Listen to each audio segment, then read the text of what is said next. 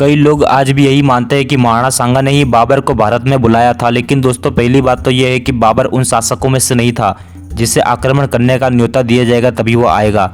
बाबर आदतन ही आक्रमणकारी था। अधिकतर लोग यही मानते हैं कि बाबर ने भारत में आते ही पानीपत की लड़ाई में इब्राहिम लोदी को परास्त कर दिया था, कि वास्तव में बाबर का भारत पर यह 5वां आक्रमण था जब उसने इब्राहिम लोदी को पानीपत की लड़ाई में परास्त किया। कई पुस्तकों में स्पष्ट लिखित है कि बाबर को लाहौर के सूबेदार दौलत खान लोदी और इब्राहिम लोदी के चाचा आलम खान लोदी ने बुलाया था। दौलत खान लोदी द्वारा बाबर को बुलाने की बात भी स्वयं बाबर ने ही बाबरनामा में लिखी थी। बाबर के लिखे अनुसार महाराणा सांगा ने आगरा की तरफ से और बाबर ने दिल्ली की तरफ से इब्राहिम लोदी पर आक्रमण करना तय किया। अब यहाँ पर एक बात का विचार करना चाहिए कि जिस इब्राहिम लोदी को अकेले महाराणा सांगा ने खातौली और बाड़ी के युद्धों में 2 बार पराजित किया, उसी को तीसरी बार पराजित करने के लिए वे बाबर को क्यों बुलाएंगे भला? और यदि उन्होंने करार करके बाबर को भारत में बुलाया तो जब बाबर ने लोदी पर आक्रमण किया तब महाराणा सांगा ने आगरा की तरफ से आक्रमण क्यों नहीं किया? अब प्रश्न यह है कि बाबर ने ऐसा क्यों लिखा कि महाराणा सांगा ने उसे आमंत्रित किया?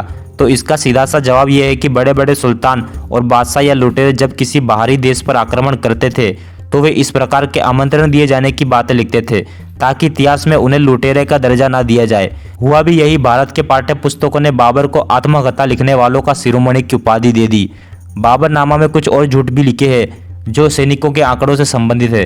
बाबरनामा में बाबर ने लिखा है कि पानीपत की लड़ाई में इब्राहिम लोदी के साथ 1 लाख सैनिक थे। बाबर ने खुद की फौज का आंकड़ा मात्र 12,000 बताया है और उसमें भी लिखा है कि 12,000 में सौदागर और नौकर चाकर भी शामिल थे, जिसके चलते लड़ने वालों की संख्या बहुत कम थी।